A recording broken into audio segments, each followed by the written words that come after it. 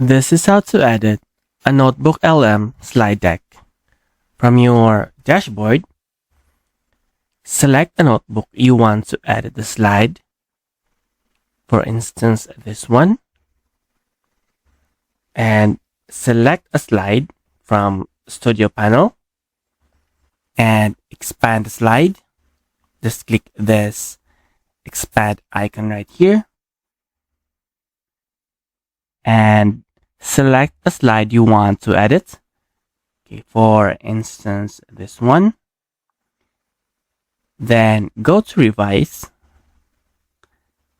and write a prompt to edit the slide.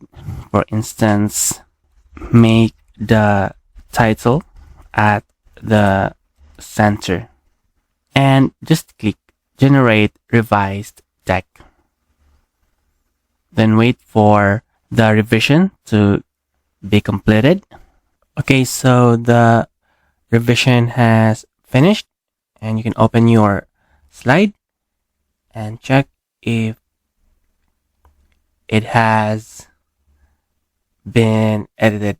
So we have made the title at the center.